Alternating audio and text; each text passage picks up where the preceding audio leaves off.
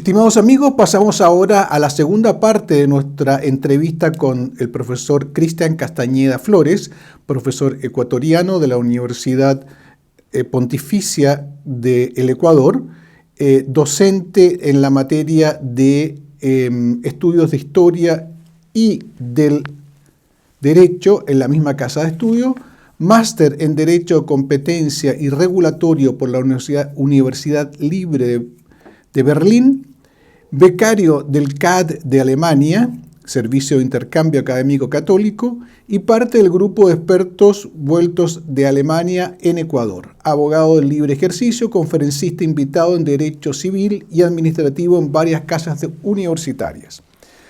Profesor Cristian Castañeda, volvemos entonces a nuestra entrevista y le queríamos pedir si usted nos puede precisar más este concepto de la Pachamama o de la Madre Tierra, porque recientemente en Francia, en estas mismas semanas, se propuso un plebiscito constitucional para establecer el delito del ecocidio.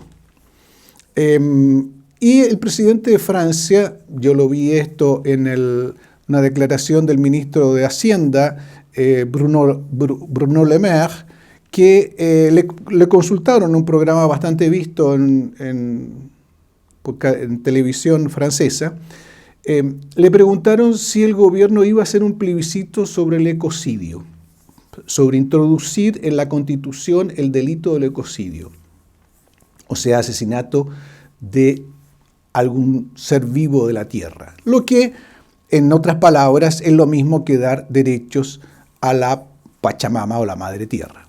Y el ministro respondió una cosa que me pareció muy sensata. Él dijo, no, el gobierno no va a proponer una enmienda constitucional para incluir los delitos del ecocidio, porque lo que nosotros queremos con las medidas para la ecología no es poner al hombre al servicio de la naturaleza, sino que es poner la naturaleza al servicio del hombre. Lo que nosotros queremos es que sea el hombre y la mujer que vivan mejor en esta tierra, y no la tierra que viva mejor que el hombre y la mujer.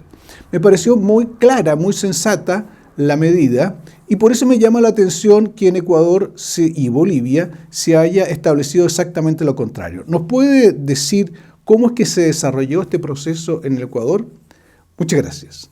Pasemos entonces la palabra al profesor Cristian Castañeda Flores. Sí, digamos, ahorita justamente ese es un debate que se está dando, es muy a colación lo que usted menciona, por lo siguiente, tiene, digamos, dos problemas. El primero, justamente esto que le estamos diciendo, si la comunidad indígena se levanta a reclamar la soberanía y el derecho que tiene sobre su suelo, en principio no podría dejar o permitir el paso de ningún privado, entiéndase esto, personas o empresas privadas de explotación minera. Existen los elementos jurídicos para hacerlo. Primero eso. Segundo, lo que usted mencionó al inicio de la entrevista, la existencia de derechos de la naturaleza. El polémico caso de Sandra, la orangután para la que la Asociación de Funcionarios y Abogados por los Derechos de los Animales solicitó la libertad, vuelve a escena. El Zoológico de Buenos Aires y los letrados del Primate esperan la resolución sobre su futuro, después de que la solicitud fuese rechazada en primera y segunda instancia judicial y el proceso diese un giro la semana pasada, cuando la Cámara de Casación Penal pidió que el caso volviera a investigarse. Un fallo calificado de histórico por el letrado de la orangután. En un fallo histórico, en un fallo fundante, hizo lugar al planteo de fondo, esto es, considerar a Sandra una persona no humana, sujeto de derecho, titular de ciertos derechos. Y es que si finalmente se le otorgara el recurso de habeas corpus, una figura jurídica que busca asegurar los derechos básicos de las personas, la orangután Sandra podría sentar jurisprudencia a nivel mundial. El objetivo, según el abogado de la orangután, a la que consideran privada ilegalmente de su libertad, es que en un futuro inmediato Sandra sea liberada y pueda terminar sus días en libertad con los miembros de su especie. Sin embargo, desde el zoo porteño no coinciden con el proceso judicial que se está llevando a cabo y argumentan que la orangután no puede ser liberada. Adrián Sestelo es el jefe de biología del zoo. Ella, como híbrido, no puede ser nunca liberada en la naturaleza, porque sería un detrimento para las poblaciones silvestres de orangutanes. Le haría muy mal a la especie que ella vaya a la vida libre tanto en Borneo como en Sumatra. A pesar de todo, los abogados se muestran optimistas con el futuro del caso y esperan un efecto expansivo a nivel nacional e internacional. Y no solo eso, sino la existencia de el reconocimiento de la naturaleza como persona de derechos. Eso tal vez es algo de lo que jurídicamente hablando ha traído más conflictos, en el sentido de que Chile tiene realmente muchísima experiencia de eso. Yo uso en mis clases varios de los textos, los chilenos son los clásicos, ¿no? Claro Solar, el profesor Barros Errázuriz, etcétera, etcétera. Hay que entender lo siguiente, que realmente es algo que se nota mucho, casi a diario, desde la emisión de la nueva Constitución, que toda la tradición jurídica que tenemos, eso ciertamente también Chile, porque todos compartimos el mismo código y el mismo ADN jurídico, digamos desde Andrés Bello, todo está basado en la tradición romana del derecho occidental. Ello dice, o digamos por resumirlo muchísimo, la idea es que desde la antigua Roma, desde Ulpiano, que el ser humano es el centro del derecho. Y por eso el ser humano es lo que se entiende por persona. Hoy en día hemos avanzado lo suficiente como para entender que ese ser humano es realmente hombre, mujer, etcétera, etcétera. Pero esto se ha tratado de ampliar de cierta manera para decir que ahora incluso la naturaleza es una persona. Ahora bien, ¿qué sucede cuando dentro del derecho se habla de persona? Se entiende tradicionalmente, evidentemente, un ser humano.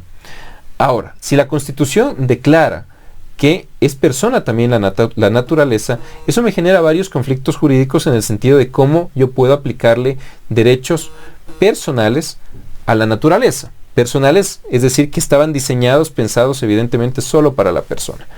Entonces, eso es algo que han estado, eso es un conflicto evidente, visto tanto por grupos conservadores como por grupos de izquierda, en el sentido de que los grupos conservadores que ven este conflicto notan que tiene que haber realmente una reforma en el sentido de eliminar este concepto constitucional que entra en conflicto con toda nuestra tradición jurídica.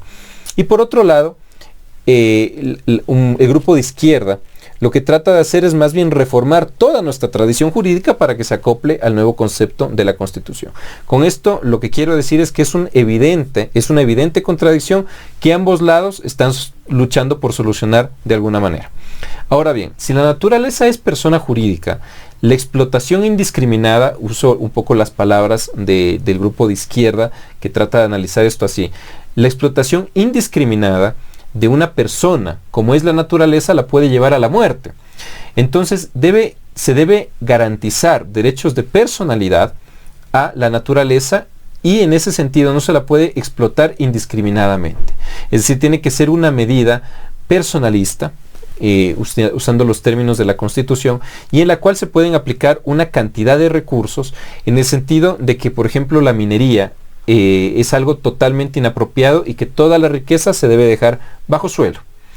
Justamente en estos días hay muchísimos, pero realmente son muchos recursos en la Corte Constitucional entorpeciendo de todas las maneras posibles las labores de las empresas mineras. Entonces, la verdad es que hasta ahora la Corte Constitucional las mineras han logrado esquivar ese tipo de recursos, sobre todo a través de excepciones formales, es decir, porque está mal puesta la acción, porque los accionantes, los que están buscando expulsar a las mineras de estos territorios, se equivocaron en algún requisito, en alguna cosa de estas, pero todavía la Corte no se pronuncia sobre el fondo, lo que significa que este conflicto que usted bien menciona está muy latente y que probablemente vamos a tener noticias de eso en los próximos meses, probablemente, sí. Ciertamente. Adicionalmente a otros varios problemas jurídicos que esta visión trae, por ejemplo, en existió un caso, por decirlo así, en Argentina, en la cual una orangutana logró salir del zoológico con un recurso de habeas corpus. Eso es algo que se puede ver sin ningún problema. Hubo varias notas, incluso algunas elogiosas, dentro de varios periódicos, del hecho de poderle aplicar una medida de habeas corpus a un animal como es una orangutana. Lo que abre un mundo de conflictos. Por ejemplo, ¿por qué no liberar a todos los orangutanes? O si podemos hablar de discriminación entre orangutanes o entre varios tipos de animales. A lo que voy es que el hecho de abrir esta ventana ha resultado un punto muy conflictivo que implica, por ejemplo, lo que usted está diciendo.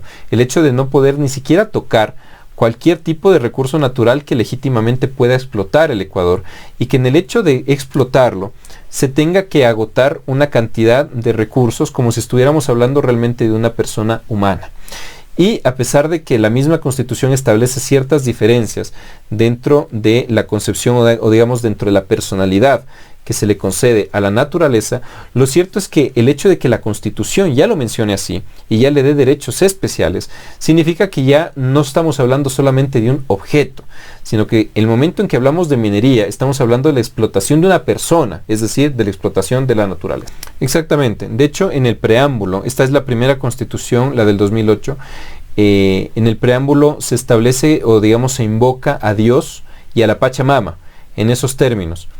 Diciendo un poco con la idea, cuando lo hicieron, de no excluir a Dios. Ya no se habla para nada de un Dios cristiano, ni mucho menos, porque la Constitución es evidentemente laica en nuestro país, sino simplemente Dios y la Pachamama, poniéndolo básicamente a la misma altura, ¿no? Porque de hecho es una invocación de ese tipo. Y hay que recordar adicionalmente que cuando se emitió la Constitución ecuatoriana fue el auge de la Revolución Bolivariana, cuando Hugo Chávez todavía estaba en el gobierno. De hecho, la Constitución de Venezuela fue de cierta manera un referente, o se tomaron algunos, ciertamente por ejemplo muchos de los asesores que participaron dentro de la emisión de la Carta Magna venezolana, participaron también en la emisión de la ecuatoriana. Entonces es esa misma, en el fondo va a ser esa misma ideología la que puebla en buena medida la Constitución ecuatoriana, y en ese mismo sentido conceptos como por ejemplo el de la Pachamama, que evidentemente tiene no es solamente nombrar a la naturaleza, sino ya una deificación de la naturaleza, está presente dentro de nuestra Constitución. Súmele a eso el hecho de que se le reconoce como persona de derecho a la naturaleza. Es decir, como le mencionaba, la figura o a lo que se enfrentan hoy en día las empresas mineras o de explotación forestales, etcétera, que dicho sea de paso, ya indistintamente de si lo hacen responsablemente o no, el problema ya cambia, porque de lo que se habla es que ya no están explotando un objeto, sino que están aprovechándose de una persona, en este caso la naturaleza. Bueno, que lo piense bien, porque la verdad es que la Constitución ecuatoriana fue, como le digo, fue recibida con los brazos abiertos, en eso hay que ser muy sincero.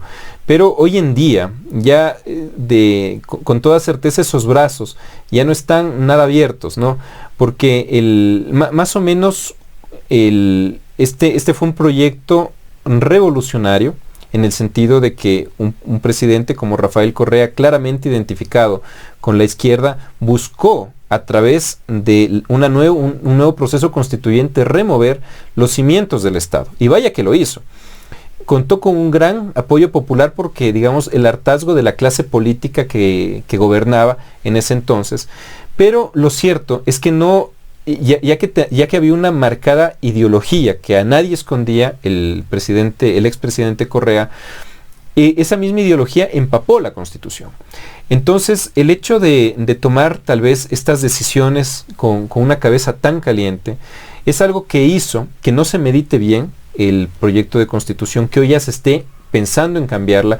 Hablo, por ejemplo, de este caso clarísimo, solamente por nombrar uno, del Consejo de Participación Ciudadana y Control Social, que en el fondo reveló cómo desde la propia Constitución había todo un andamiaje para procesar y para ir cooptando varias funciones del Estado.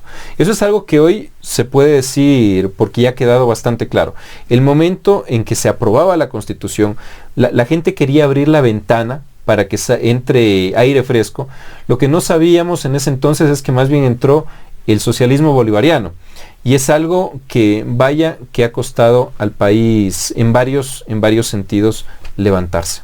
Muchas gracias, profesor, por su clara respuesta a todas las interrogantes. Yo agradezco la invitación. Buenas tardes.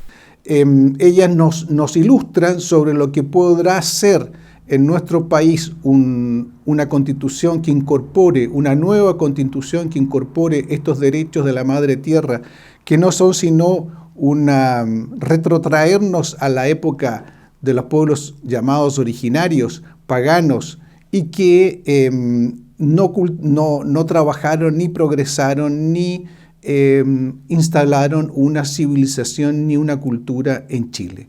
Por lo tanto, es retrotraer la historia en 500 años. Eso no lo queremos y por eso le decimos: yo rechazo una nueva constitución. Y lo invito a suscribirse a este canal, a participar enviándolo a sus amigos, solicitando también nuestra revista, un show muy bien montado, donde se analizan los desarrollos de los acontecimientos ocurridos a partir del octubre del año pasado y que se están copiando casi que calcados en los Estados Unidos en estas últimas semanas, lo que muestra una organización que quiere destruir nuestra cultura y nuestra civilización cristiana. Digamos no, participemos y hasta el próximo post. Muchas gracias.